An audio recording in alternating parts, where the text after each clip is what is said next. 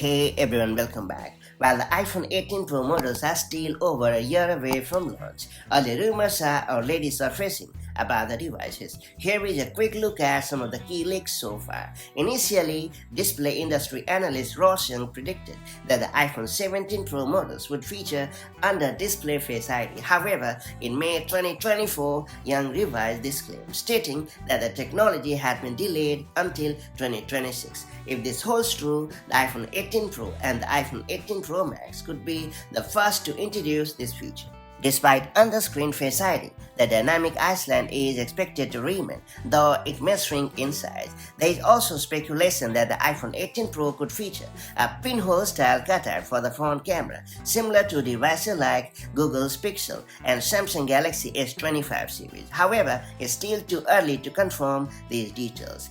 Renowned analyst Ming Chi Kuo reports that the iPhone 18 Pro models will feature a variable aperture for their main 48-megapixel fusion camera, unlike previous iPhone Pro models which have a fixed aperture of f/1.78. This upgrade would allow users to manually adjust the amount of light entering the lens. A variable aperture could enhance depth of field control, letting users fine-tune the sharpness of a subject against the background. However, given the iPhone's smaller image sensor, the real-world impact of this change remains uncertain. According to Digitimes, Apple plans to incorporate a new 3-layer stacked camera sensor developed by Samsung for the iPhone 18 Pro.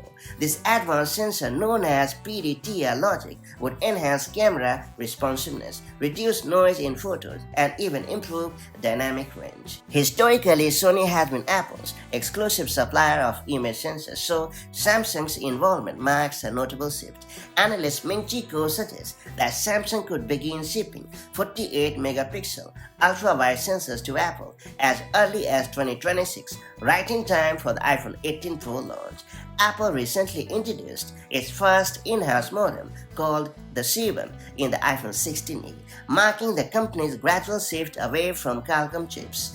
Analyst Jeff Pu expects the second-generation C2 modem to debut in the iPhone 18 Pro models, bringing improvements in speed, power efficiency, and mmWave support in the US. The iPhone 18 Pro models will reportedly be powered by Apple's A20 Pro chip, built on TSMC's third-generation 3nm process.